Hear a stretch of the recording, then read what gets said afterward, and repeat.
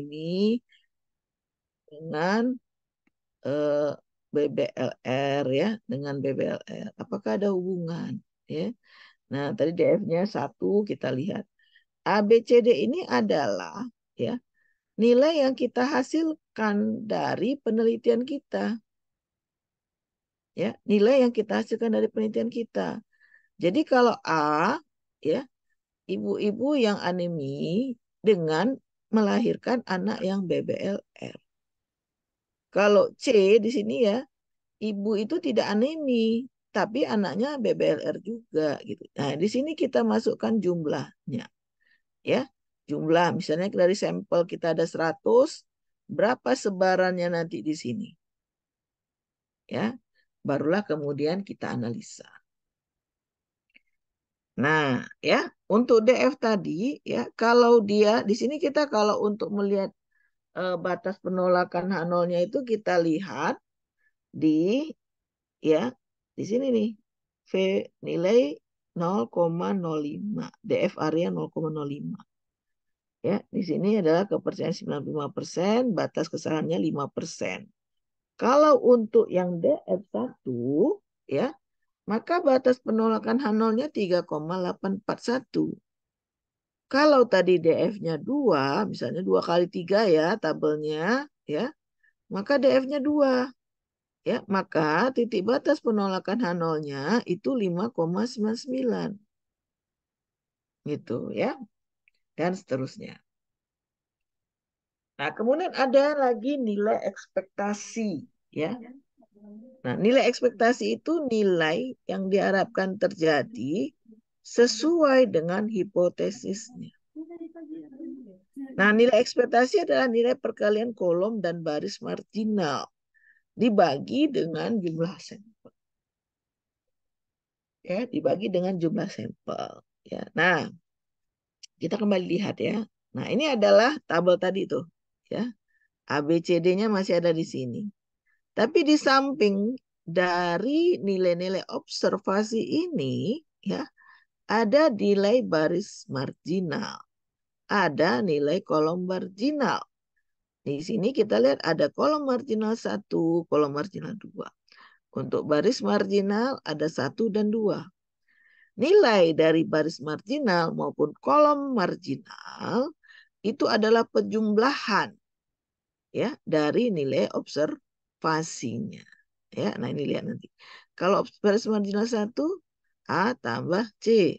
Baris marginal 2 B tambah D. Ya, begitu juga seterusnya. Ya. Nah, di samping nilai observasi ini ada nilai yang diharapkan secara statistik di setiap sel yang ini. Ya, karena ada nilai yang diharapkan ya dan perhitungannya itu nanti kan berdasarkan perbedaan antara harapan dan observasi, ekspektasi dan observasi tadi ya, sesuai dengan rumusnya tadi. Maka kita cari nilai dari ekspektasinya, nilai harapannya. Ya. Nah, untuk yang sel A, ini rumusnya. Ya, rumusnya ini dari sini. Kalau marginal 1 kali baris marginal 1 dibagi dengan jumlah sampel. Ya, begitu seterusnya. Ya.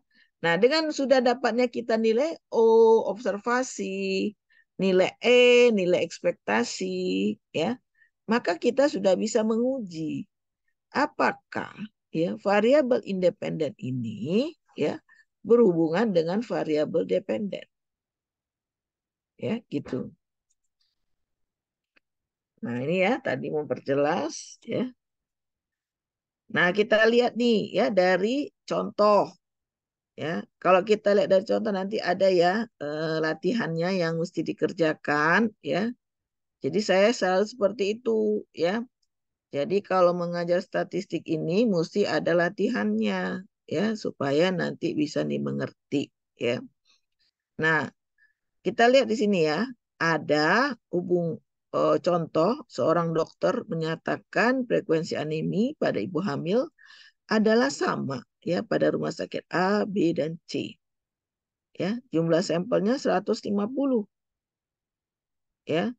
Nah, kemudian ya, di sini tersebar ini nilai observasinya. Ini tabelnya 2 kali 3. Yang observasinya 20, 30, 25, 15, 35, 25. Dan ini adalah baris marginal ya, dan ini adalah kolom marginal. Ya, nah nanti nilai-nilai di sini dicari yang nilai ekspektasinya dari masing-masing sel ya.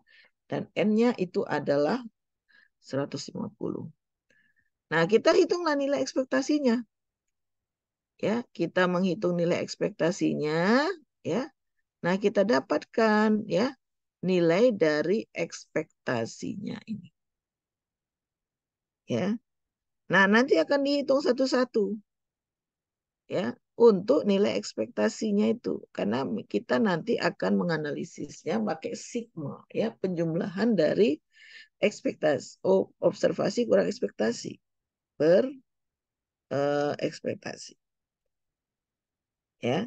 Nah, jadi nanti dilihat ya, dimasukkan ke hitungan-hitungannya. Kalau secara deskriptif kita lihat ini semua berbeda ya, beda dia. Nah, apakah secara analitik terdapat perbedaan yang signifikan? Ya, jadi dalam statistik itu ada dikenal dengan penyebutan signifikan. Ya, nah ini semua harus paham nih konsep signifikan ini, karena nanti penelitiannya ke arah situ.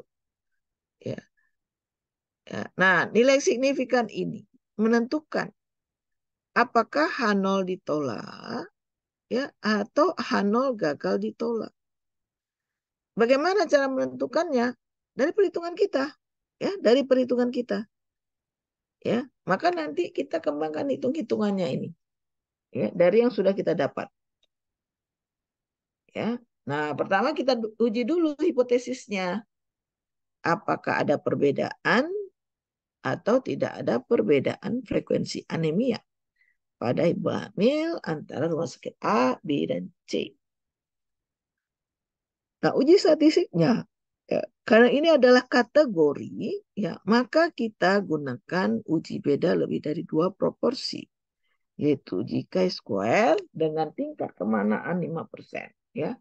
Apa makna 3 kemanaan ini? Ya, di sini batas penolakan H0 kita. Tidak boleh dia besar, ya harus kecil. Ya, kemanaannya 5%. Artinya kepercayaan dalam hasil penelitian ini nanti 95%. Ya, kesalahannya hanya 5%. Ya, seperti itu. Ya. Nah, kemudian ini satu-satu ya kita kerjakan. Kemudian satu-satu pula kita cari rumusnya ini ya, karena rumus ini sigma ya. Barulah sigma dari semuanya ini ya kita dapatkan 5,74. Nah, 574 ini nanti kita lihat ke ini ya.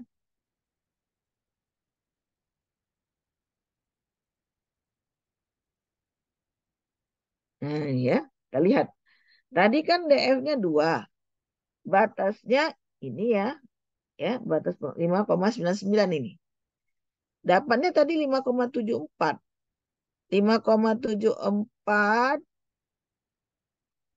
ya, itu di atas 5,99 atau di bawah.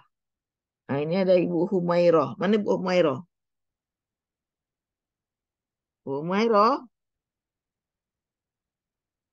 5,74 itu di bawah 5,9 atau di atas 5,9, Bu? Ya, Bu. Nah, tadi ya ada hitungannya 5,74. Di bawah 5,9 atau di atasnya.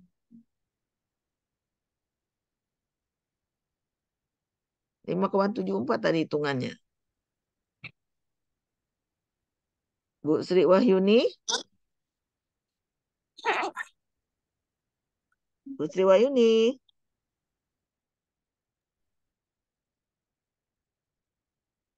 Ya, Prof. 5,74 tadi dari hasil sebelumnya di bawah 5,9 atau di atas 5,9? Di atas 5,9, Prof. 5,74. Oh iya, 5,74 Prof. Di atas. Di atas. Nilainya itu di atas 5,9 atau di bawah 5,9? Di bawah, Prof. Di bawah. Ya, ini kan harus konsentrasi nih ya kalau mau belajar. Ya, jangan kita buang-buang waktu loh. Ya, kalau seperti ini ya. Nah, jadi di bawah. Jadi yang kita katakan tadi ya 5,74 itu ya berarti dia di daerah ini ya. Di daerah penolakan atau apa bukan penolakan, daerah gagal pembuktian gitu. Artinya kita mengatakan ya tidak ada hubungan ya antara ya progresi anemi pada ketiga rumah sakit itu tadi. Ya, jadi sama dia proporsinya, gitulah kira-kira. Ya. Nah, jadi itu tadi untuk menggunakan proses pengambilan kesimpulan. Nah, ini tadi ya, yang kita katakan berbeda ternyata secara statistik ya tidak terdapat perbedaan yang signifikan. Ya. Nah, jadi kita lihat X hitungnya sekian ya. X tabelnya tadi DF-nya 2. Ya, pada X tabel yang 2 itu di tabel X tabelnya 5,99. H0 gagal ditolak. Ya. Tidak ada perbedaan frekuensi anemi pada ibu hamil di rumah sakit A, B, C. Ya. Coba Bu Mairo dulu baca kesimpulannya. Bu Mairo. Ibu Mairo, Ya, Bu. Prof. coba baca dulu kesimpulannya ini. Jadi kesimpulannya, tidak ada perbedaan frekuensi anemia pada ibu hamil di rumah sakit A dan B dan C. Iya, baik. Ya. Jadi kita ingin membuktikan tadi ada nggak hubungannya? Ya, hipotesis kita ada hubungan. Ya, anemia ibu hamil di rumah sakit A, B, C. Ternyata ya hasilnya tidak ada hubungan perbedaan frekuensi anemia pada ibu hamil. Nah, itu dia tadi ya.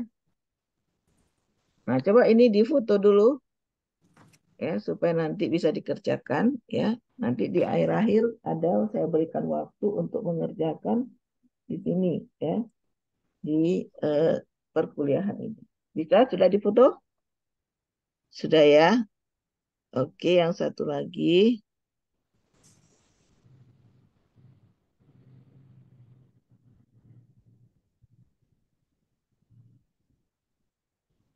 Nah, yang satu lagi nih. Dari foto ya. Jadi ada dua soal untuk latihan kita ya. Nah, suatu penelitian ini tadi ya, contoh.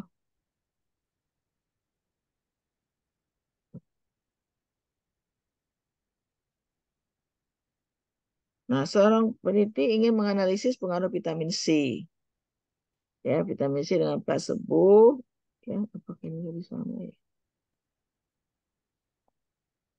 Nah, seperti ini ya. Nah, kemudian dia melakukan perhitungan ya. Nah, khusus untuk tabel 2 kali 2 kita ada perhitungan yang cepat ya. Perhitungannya adalah seperti ini ya. Nah, jadi di sini N ya A kali 36 ya A kali C D kurang ya B ya kali C kuadrat ya. Kemudian dibagi dengan ini tadi baris marginal dan kolom marginal. Saya kalikan ya 57 kali 46 kali 1 kali 32. Nah, kita dapatkan tuh nanti hasilnya 1,98. Lebih kecil dari tabelnya yang tabelnya itu adalah 5,9 ini maaf ya. 3,9. 2 kali 2, 3,84 ini. Ya, oke ya, kita ganti dulu ya. Supaya jangan salah.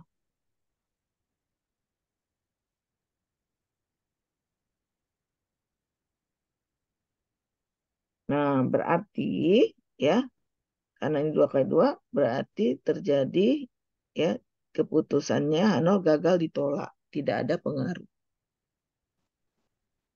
Ya, nah itu tadi. Nah, tipe uji chi-square itu ada tidaknya asosiasi antara dua variabel independen dan independen. Ada uji homogenitas, ya. Ada uji goodness of fit, ya. Uji goodness of fit ini seberapa jauh suatu pengamatan sesuai dengan parameter yang dispesifikasikan. Nah, uji independensi, ya, uji tadi, ya, untuk tipe-tipenya, ya.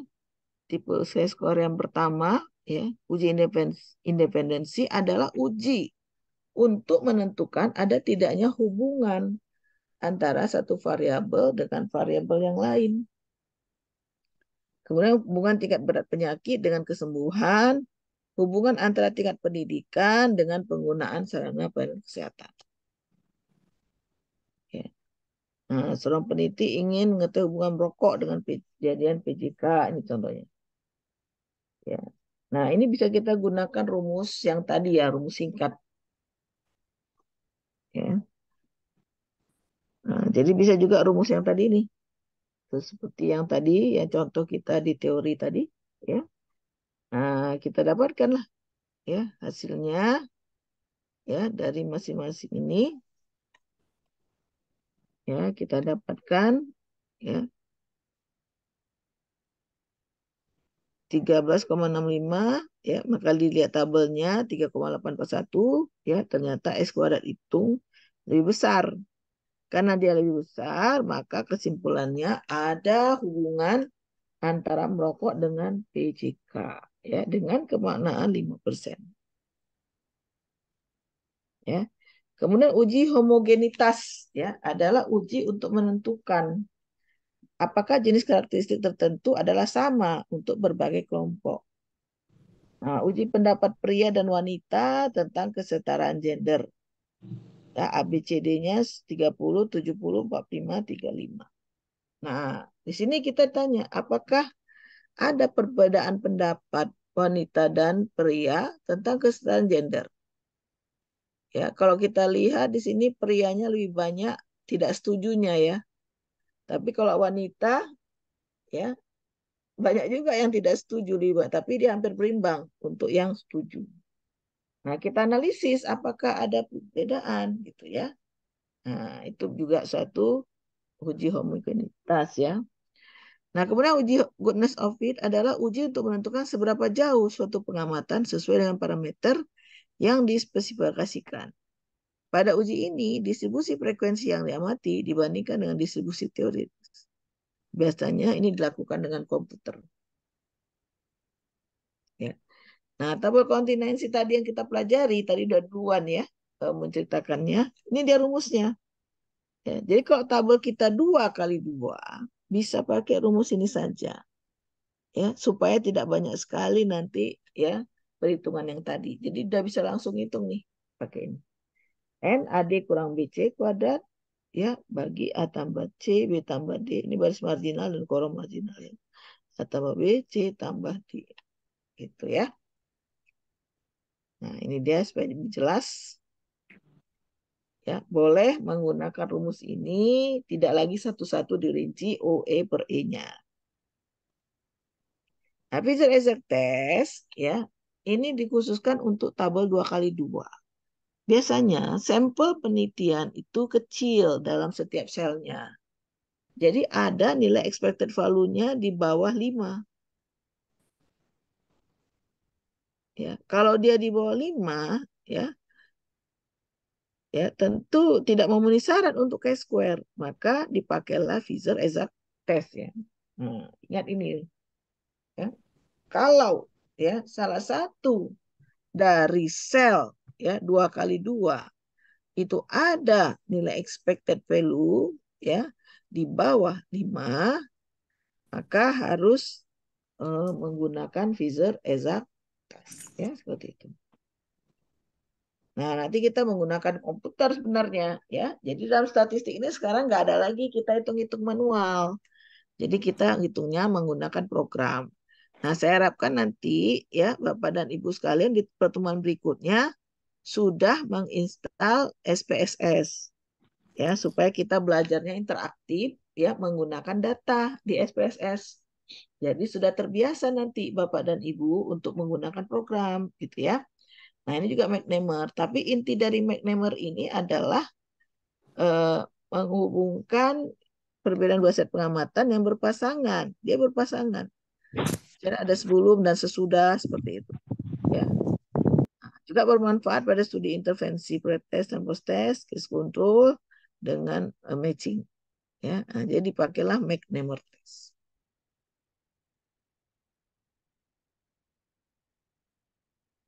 Baik, sampai di sini ada pertanyaan. Kita akan lanjut ke regresi logistik. Kemudian kita akan latihan tadi itu case square. Ada pertanyaan? Ada pertanyaan kira-kira Bapak dan Ibu sekalian? Ini sedikit kata mutiara kita ya. Ya, bahwa menuntut ilmu itu adalah pendekatan diri kepada Allah. Ya, jadi kita di sini dalam rangka itu ya. Dan tentu saja dengan mengajarkannya kepada orang itu bersifat sedekah ya. Dan sesungguhnya ilmu pengetahuan menempatkan orangnya dalam kedudukan yang terhormat dan mulia. Dan ilmu pengetahuan adalah keindahan bagi ahlinya. Jadi Bapak dan Ibu ini kalau mau masuk magister ini bukan hanya sekedar mau dapat ijazah ya, tapi dapat ilmunya. Ya, ilmu itulah jadi hiasan kita nantinya ya, dan kita bermanfaat kepada orang lain. Baik, ada kira-kira yang mau ditanyakan?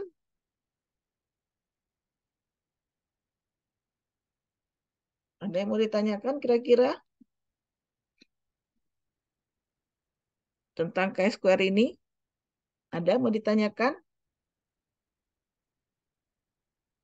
Nah, ini kita lihat ya, saya perlihatkan pada Bapak dan Ibu ketika kita nanti udah membuat penelitian, kita membuat manuskrip ya, dan ini sangat banyak kita gunakan. Seperti inilah contohnya. Saya akan share lagi ya. Sebelum kita masuk ke topik ini, topik regresi logistik dan nanti tugas. Nah, nah ini kebetulan dari apa ya mahasiswa Deli Usada ya, yang sama ya dengan Medistra ya. Jadi contoh penelitiannya hubungan kualitas pelayanan perawat dengan kepuasan pasien diabetes mellitus di Klinik Citra Medika 2 Kota Medan tahun 2020 ya. Nah, ini dia buat buat apa? Manuskripnya ada abstrak ya, seperti ini contohnya dan dipublish di jurnal apa ya? Jurnal di pendidikannya ya. Nah, kemudian ini contoh pendahuluannya ya. Ini nanti saya akan sampaikan, berikan kepada Bapak dan Ibu supaya belajar ya. Nanti pada akhirnya nanti kita setelah penelitian membuat manuskrip ya. Nah ini ya. Ya tadi kan saya udah di awal tanya ya menyampaikan ya apa sih ya deskriptif. Nah ini dia. Jadi kalau kita meneliti mulai hasil statistiknya dari yang deskriptif terlebih dahulu, baru yang analitik. Nah ini contoh yang deskriptif. Ada usia, jenis kelamin, pendidikan, ya, pekerjaan, ya. Nah, ini nih penelitian Kesmas seperti ini nih. Harus melampirkan bagaimana data demografinya, ya, karena dia basisnya ke lapangan masyarakat, gitu ya. Barulah kemudian di tabel kedua ini, ya, eh, di sini variabel-variabel yang diteliti, ya. Dan untuk mutu kan saat mutu butuh langsung, kehandalan, daya tangkap, jaminan. Ya. Nah ini masih deskriptif nih. Yang menyatakan dia puas dari mutu langsung, Mbak. Baik itu 34 atau 39,5%. Ya, yang kurang 52 atau 60,5%. Nah ini contoh ya. Ini dapat demografi deskriptif, data penelitiannya masih deskriptif. Ya. Nah, kemudian barulah dilanjutkan dengan yang analitik, tabulasi silang hubungan bukti langsung dengan kepuasan pasien. Jadi peneliti ingin menganalisis, ya, menganalisis pelayanan, kualitas pelayanan dengan ini ya, kualitas pelayanan dengan kepuasan. Nah, ini dia. Nah, ini didapat dari nilai K-square ini V-value. Tapi ketika kita nanti menggunakan program komputer, ya alfanya itu 0,05, V-value-nya 0,00. Berarti ada hubungan ya antara bukti langsung dengan kepuasan pasien. Nah, kita lihat nanti hasilnya yang lain ya. Nah, kita lihat hasil yang lain itu ini dia. Ya, ternyata di sini V-value-nya 0,852. Kalau V-value-nya di atas 0,05, ya, maka kita nyatakan tidak ada hubungan.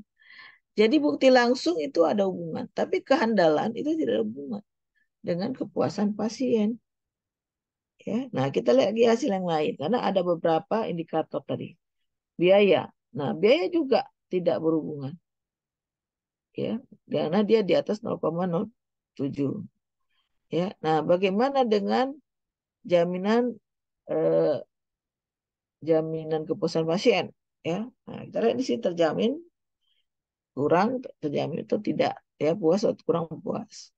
Nah, kita lihat di sini ternyata untuk aspek jaminan dia signifikan ya karena V-value-nya di bawah 0,05. Jadi saya ulangi ya, coba jadi catatan.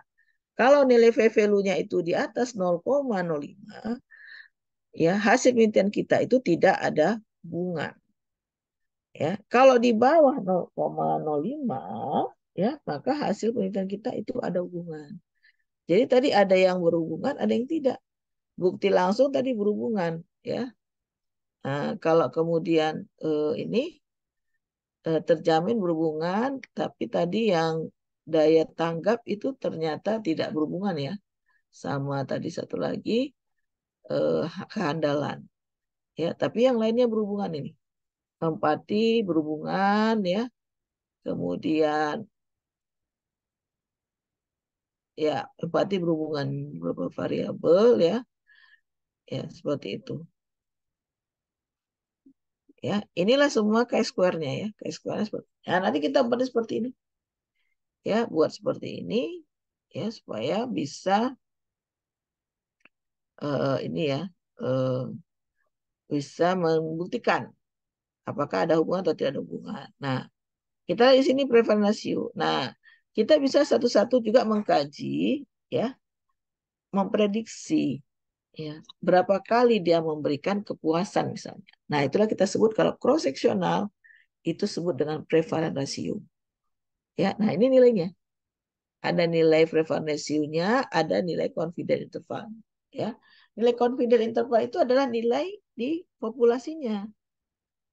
Ya, nah ini. Nah, ini contoh yang signifikan. Ya, contoh yang signifikan.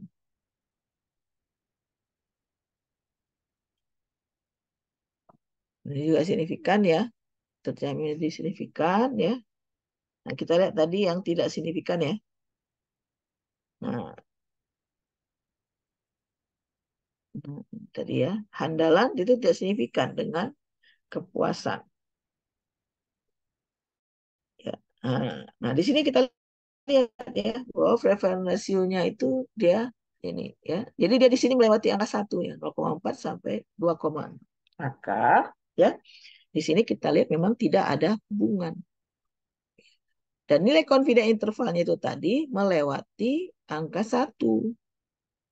Ya, nah itu biasanya tidak signifikan. Nah, kemudian kita lihat dia lanjut ke multivariat. Nah, ini ya.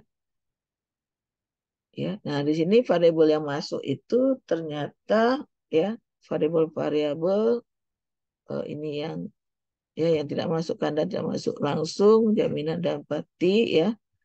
Kemudian harusnya ini tadi ini ada kerancuan sedikit ya. Harusnya itu 3 variabel yang signifikan itu saja. Nah, ini ya, ini contohnya. Nah, itu tadi contoh penggunaannya ketika di manuskrip. Ya, manuskrip itu adalah bagian dari ini kita, ya bagian dari penelitian kita, tesis kita. Ada yang mau bertanya sampai di sini? Oke ya, kita lanjut ke regresi logistik ya.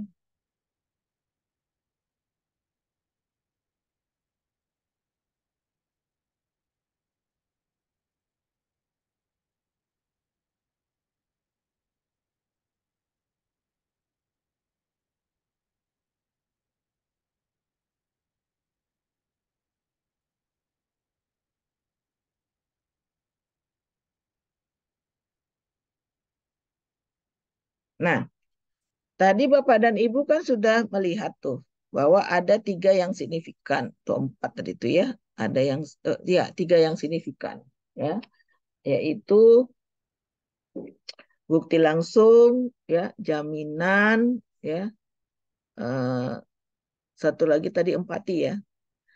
Nah, yang tidak signifikan tadi adalah eh, handal ya, kemudian yang lagi itu tadi ya. Nah, itu tidak signifikan. Nah, yang signifikan itu ya bisa nanti kita lanjutkan ke regresi logistik. Ya, nah kita bisa dapatkan variabel-variabel apa saja yang paling berhubungan. Ya, nah kita lihat nih ya teorinya bagaimana. Ya, ini regresi logistik. Banyak penelitian yang memfokuskan pada penentuan determinan penyakit ya atau penyakit yang lazim diukur dengan skala biner atau dikotom.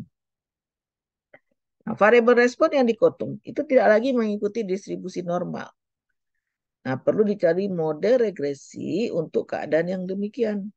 Ya, dikotom itu ya tidak sembuh, kambuh, tidak kambuh, ya mati, sembuh, gitu seperti itu. Ya, nah itu pendahuluannya. Ya, jadi variabel respon dikotom tidak lagi mengikuti distribusi normal, perlu dicari mulai regresi untuk keadaan yang demikian. Ya. Misalnya distribusinya nggak normal tuh, ya.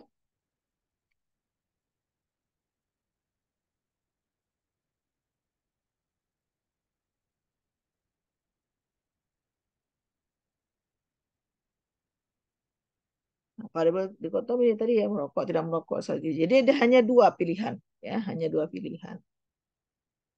Ya, oke. Nah, suatu penelitian ya karena topik pada wanita itu berhubungan dengan beberapa faktor risiko. Ada riwayat penyakit infeksi, riwayat induksi haid, riwayat infeksi pelvis, pemakaian IUD terdahulu, kebiasaan merokok, konsepsi yang masih terpakai. Nah, kalau kita lihat di sini ya, secara teoritis ada 6 variabel yang berhubungan dengan kelainan etopik. Inilah nanti yang akan kita buktikan. Ya, dalam kita membuat hipotesis, itu kita satu-satu kita sampaikan. Ada hubungan dengan penyakit, ya, dengan kelainan etotopi dan lain sebagainya, sampai yang keenam. Ya, nah ini kan variabelnya banyak. Tentu ada pemikiran kita secara teoritis seperti ini. Lantas mana yang paling dominan? Supaya kita ngerti, ya, kita prioritaskan penyebabnya yang paling dominan itu yang mana, yang paling utama. Nah, metode regresi yang dikembangkan ada linear dan logistik. Ya. Perbedaannya terletak pada dependennya. Kalau linear ini dependennya adalah numerik. Kalau logistik dependennya ya dan tidak. Nah, itu dia ya. Nah, ini dia perbedaan regresi logistik dan linear ya pada variabel dependennya. Ya. Nah, kalau di sini regresi linear, ya variabel dependennya tuh numerik. Ya, numerik.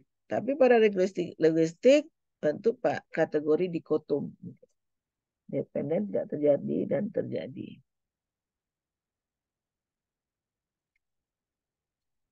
Pada regresi logistik yang variabel dependen dikotom, maka variabel dependen dihitung bukan dengan min, namun dengan menggunakan proporsi. Pada regresi logistik yang nilai Y akan selalu berada pada antara 0 dan 1. Ya, seperti itu. Jadi berapa kemungkinannya, itulah kira-kira nanti ya ketika kita bicara tentang regresi logistik. Dan berapa kali kejadiannya karena faktor itu, gitu. Ya, nah itu nanti dengan regresi logistik. Nah, fungsi logistiknya ini dia 1:1 tambah. F-chart ini probabilitas kejadian suatu penyakit ya berdasarkan faktor risiko tertentu. Ya, nah, di sini kita mendapatkan persentase. Ya, dalam regresi logistik ini nanti kita dapatkan berapa kali faktor risikonya. Ya, kita bisa juga dapatkan dengan menggunakan rumus ini berapa proporsinya, probabilitasnya, berapa risikonya, berapa persen nanti kira-kira. Ya, misalnya nih kita mau menganalisis penyakit stroke. Penyakit stroke itu ada faktor usia, lemak, kadar gula darah, kadar kolesterol, dan sebagainya. Ya.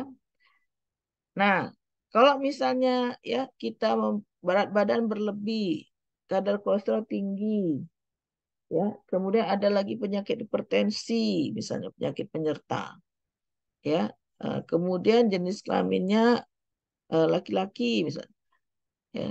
Nah, dianalisis, ya, untuk nanti ya setiap variabel itu tadi kita dapatkan berapa faktor risikonya, ya, berapa sebenarnya faktor risiko merokok misalnya, ya, atau obesitas misalnya, berapa faktor risikonya, ya. Nah, kemudian kita bisa mempunyai kemungkinan di sini, ya, kita bisa nanti membuat ini nanti panjang dia, ya, karena dia per eh, model matematis yang panjang sesuai dengan variabelnya. Kita bisa menentukan persentasenya, ya, proporsinya. Oh, kalau misalnya ada gemuk, kolesterol tinggi, hipertensi, ya, maka katakan nanti jawabannya 6%. Ya, 6% kan tinggi juga ya. Berarti kita itu ya di antara 100 ya 6-nya itu adalah sakit stroke misalnya dengan banyaknya faktor risiko itu tadi. Nah, ini namanya fungsi logistik ini. Ini kebetulan satu variabelnya. Fungsi di atas dianalogikan sebagai probabilitas yang nilainya berkisar antara 0 dan 1. Jadi bila diutarakan probabilitas sakitnya seperti ini. Ya, disimpulkan probabilitas sehat seperti ini. 1 kurang. Ya, nah sekarang bagaimana dengan model logistik? Ya, model logistik dikembangkan dari fungsi logistik dengan nilai Z. Ya, merupakan penjumlahan linear konstanta ditambah B1X1 ditambah B2X2. Itu ya model logistik. Nah, kegunaan model logistik ini tadi sudah saya sampaikan, meramalkan ya terjadinya variabel respons pada individu yang berdasarkan nilai-nilai sejumlah variabel prediktor. Ya, kita ramalkan nih faktor risiko yang paling tinggi apa kira-kira. Misalnya kalau penyakit jantung yang paling tinggi merokok misalnya. Ya, maka nanti kalau kita mau buat suatu program pencegahan pada pasien penyakit jantung koroner, itu bagaimana kita membuat eh, perbaikan-perbaikan perilaku merokoknya, ya. Nah, seperti ini. Sebentar ya, saya mau apa dulu sebentar ini ya untuk mencas baterainya ntar.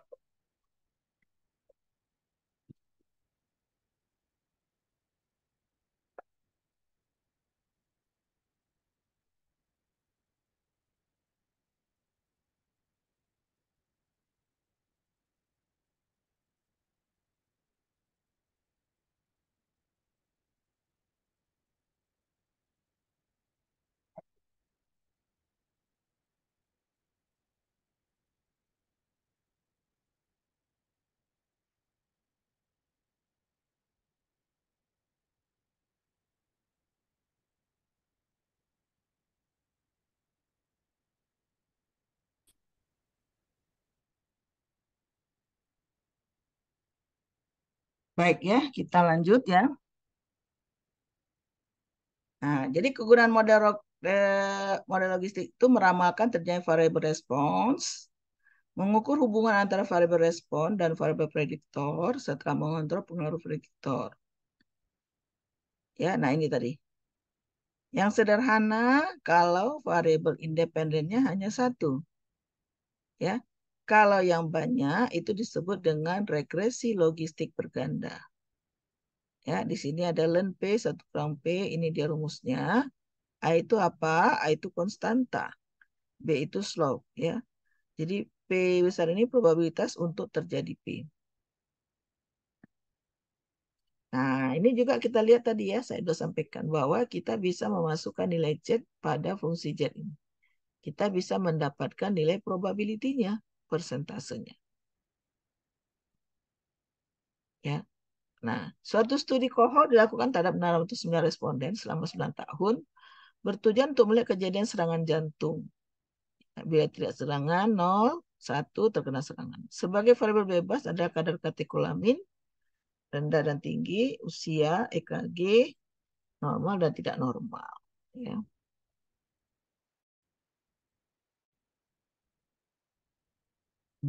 Kemudian kita lihat ini hasilnya ya A-nya. Ya. Jadi kita buat persamaan matematisnya. Ya. Nah, hasil dari analisis di komputer seperti ini. Ya, B1 0,652 kadar katekolamin, B2 0,029 usia, B3 0,342. Itu dari hasil EKG. Nah, jadi kalau ditanya berapa peluang seorang untuk mendapatkan serangan jantung bila ia berusia 40 tahun, memiliki kadar katekolamin yang tinggi, ya, maka kita di sini kita masukkan ya hasilnya tadi itu sesuai dengan kasusnya, ya.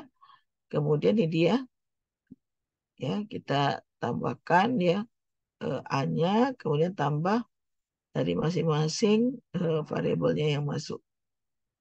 Nah, hasilnya 0,101 atau 11%. Artinya akan ada 11%, akan mempunyai kemungkinan 11% bila seseorang itu berusia 40 tahun, memiliki kadar katekolamin tinggi dan EKG yang normal. Ya. Jadi ada kemungkinan 11%. Nah, ini cukup tinggi juga ini, ya, kalau ada dia faktor-faktor itu. Nah, berapa peluang seorang untuk mendapatkan serangan jantung bila berusia 40 tahun juga, tapi tidak memiliki kadar kolesterol tinggi, EKG-nya normal, ini tadi ya. Nah, berarti di sini kan 0 dia. Ya, cuma di sini 40, di sini juga 0. Maka hasilnya hanya 6%. Ya, berapa perubahan yang terjadi tadi? Ada 5% ya. Ya, 5% itu tadi kan ini ya. Dia kadar katekolaminnya itu ternyata berpengaruh sekali ya. Kalau yang ini normal, maka menjadi berkuranglah 5%. Nah, langkah-langkah untuk model logistik, kita pertama persiapan dari coding ya. Jadi di sini perlu saya sampaikan juga bahwa ya, ketika kita mengcoding itu, variabel dependennya itu harus kita buat 1 dan 0. Ini kerap terjadi saya lihat pada mahasiswa. Ya. Nah, kemudian model variabel independennya boleh 1, 2, 3, tapi kita harus tahu mana grup yang tidak beresiko. Nah, maka itu nanti pada SPSS kita eh, ini ya, kita setel ya, seperti itu ya. Nah, kemudian kita pilih variabelnya. Nah, pemilih variabelnya itu ya untuk masuk ke model logistik adalah variabel dengan p-value di bawah 0,25 ya. Kalau p-value-nya di atas 0,25, dia gagal menjadi kandidat model. Nah, barulah kemudian kita tentukan model logistiknya. Nah, ini persiapan recording ya. Nah, ya, kemudian ya, ibu pengukuran ya dan tidak ya. Nah, pada pengolahan data itu kita rubah ya 1 dan 0. Supaya hasilnya ini nanti jelas ya, sasarannya jelas ya. Sesuaikan dengan faktor-faktor risiko ada ya, seperti itu. Nah, recording diperlukan dengan pertimbangan bahwa yang kurang mempunyai risiko kehamilan, yaitu subjek yang tidak pernah keguguran dipakai sebagai grup pembanding. 0 berarti kurang atau tidak ada risiko, 1 lebih mempunyai risiko. Nah, untuk variabel dependennya, tadi saya sebutkan ya, 1 3 kasus, 0 tidak terjadi. Nah, kalau pada variabel kategori lebih dari 2, usia sama, kategori yang tidak berisiko yang terendah sampai yang tertinggi. Nah, ini juga berlaku untuk variabel dependen. Nah, bagaimana pemilihan modelnya? Ya, pemilihan modelnya itu kita menilai mana-mana nanti yang bisa masukkan di model. Ya. Jadi tentukan dulu, sebelum kita mendidik, kita tentukan dulu secara teoritis variabelnya apa saja. Ya, kayak tadi ya, untuk mempengaruhi kepuasan, kan ada 5 itu. Mutu pelayanan yang mempengaruhi kepuasan. Ada bukti langsung, ya, ada jaminan, ada kehandalan, ya, ada asuran itu jaminan ya. Ya, jadi kemudian itu kita masukkan ke dalam penelitian kita. Ya, dalam penelitian kita analisa. Ya, nah kita masuk ke pemilihan model. Mana nanti di chi-square-nya itu dia di bawah 0,25, maka dia nanti sebagai kandidat model. Ya, kalau di atas 0,25 nggak jadi. Nah, ketika itu kemudian kita langsung analisis dengan menggunakan regresi logistik pakai program komputer. Ya, dengan nanti nilai V-value-nya di bawah 0,05, barulah semuanya itu kita masukkan ke dalam model. Jadi yang semula misalnya kita dapatkan teorinya 5, misalnya variabel yang mempengaruhi kualitas, mempengaruhi kepuasan. Nanti bisa tinggalnya 2 ya atau 3 ya, sesuai dengan jawaban si pasien atau responden. Ya. Nah, tahap penilaian model menyimak karakteristik dulu, diperhatikan betul-betul maksudnya ini ya. Kemudian mulai dengan memperhatikan secara teliti ya, kemudian memperhatikan confounding. Nah, jadi faktor confounding ini faktor risiko yang dia dilihat yang di bawah 0,25 itu tadi ya, ada model. Nah, jadi setiap variabel dipilih faktor confounding ya, pertimbangkan untuk dimasukkan ke dalam model multivariat. Nah, kemudian mencoba satu model, memasukkan satu persatu variabel faktor risiko dalam satu model multivariat sampai diperoleh model yang tepat sesuai dengan tujuan analisis modelnya. Ya, jadi kita bisa saya nanti pakai model mencoba satu-satu atau mau coba dimasukkan dulu baru dikurangi satu-satu. Itu namanya backward. Nanti terakhir mendapatkan nilai yang paling signifikan ya berhubungan dengan terjadinya dependen itu tadi. Nah, model akhir dengan mempertimbangkan variabel dengan mana secara statistik V kurang dari 0,5. Ya, maka dia dimasukkan ke dalam model multivariat. Cari kemungkinan interaksi ya. Apabila ada kemungkinan ada interaksi, kita masukkan juga ya, maka kita run kembali ya untuk model interaksinya. Ini contoh ya. Ini setelah di nah, ini kan satu-satu nih. Ya, signifikan dia P-nya 1,1 0, nah, ini bisa chi-square, bisa pakai regresi logistik sederhana seperti ini. Nah, kita lihat semua kandidat model ini ya. Dukungan ya, kandidat model, keluarga dan suami, semuanya kandidat model. Ketika dia dimultivariatkan, ya tidak pula semua dia masuk. Ya, jadi yang masuk itu adalah V-value-nya di bawah 0,05. Jadi di sini caranya kita kurangi yang paling tinggi. Ya, kita kurangi yang paling tinggi. Nah, kita dapat seperti ini. Ya, dukungan suami riwayat depresi gitu ya. Kemudian di sini kita lagi ya, yang sini yang satu signifikan ya. Berarti kita kurangi lagi yang V-value-nya tidak signifikan yang paling tinggi seperti ini ya. Nah, nanti kita lihat juga masih ada yang belum semuanya di bawah 0,05. Kita buang lagi riwayat keluarga ya. Akhirnya yang signifikan itu adalah paling berpengaruh adalah dukungan suami.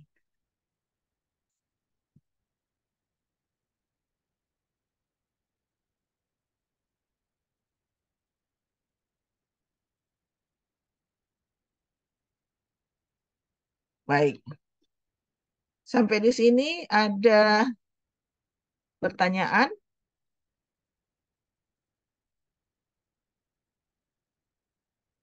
Ada pertanyaan, Bapak dan Ibu sekalian? Tidak ada, Bu. Nggak ada ya? Nah, ini nanti saya kirimkan ke grup, ke ada yang bisa ini ketua kelasnya menyampaikan WA-nya kepada saya kirimkan bahannya ini. Yang tadi untuk Chi-square ya, itu dikerjakan sekarang ya. Nah, saya mau lihat nanti hasilnya ya bagaimana ya, itu boleh nah dikerjakan bertiga-bertiga ya. Nah, berkawan-kawan dikerjakan di sini sekarang ya, dikerjakan sekarang.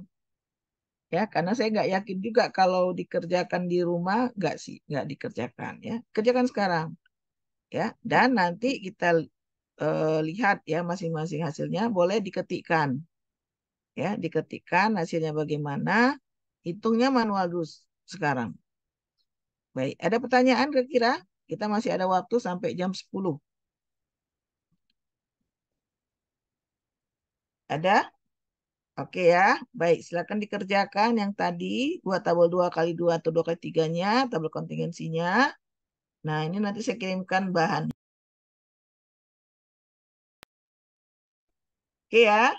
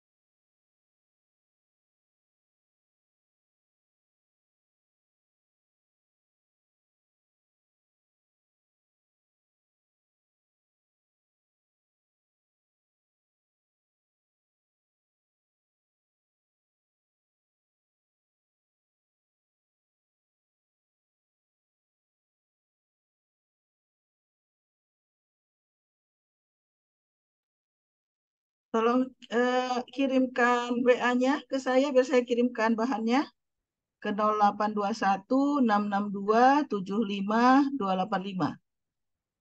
Siapa ketuanya?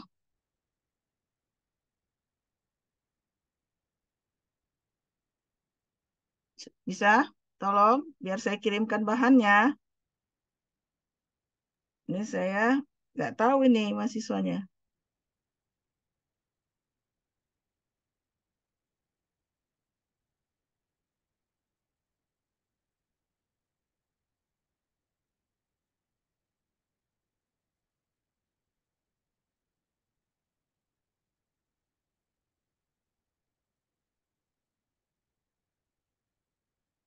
Sudah? 8 0821 662 75285. Ini saya kasih bahannya untuk dibaca.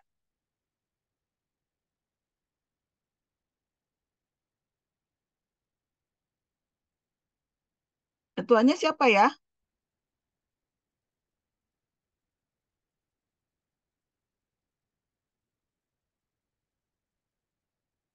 Ibu Widi Astuti.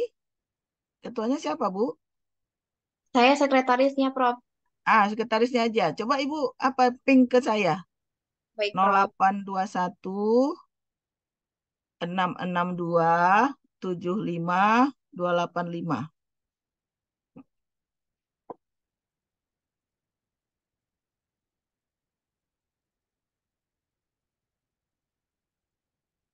Nah, nanti saya akan acak ya siapa yang mengerjakan tugasnya 1 dan 2.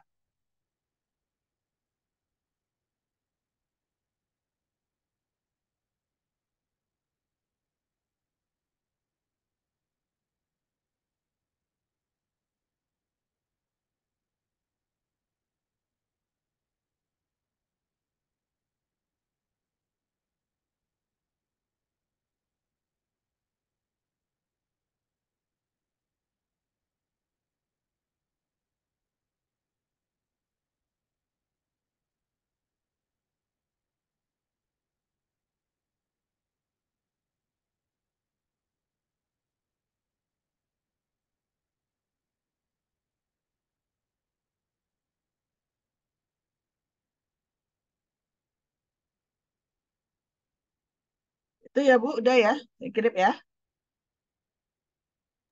Baik, Prof. Baik ya, silakan dikerjakan. Nanti sekitar jam 10 kurang nanti saya tanyakan. Silakan dikerjakan ya. Masih ada waktu ya, jam 10 kurang 10 nanti saya tanyakan. Oke, ya, silakan bertugas. Nanti saya akan kita diskusikan lagi jam 10 kurang 10.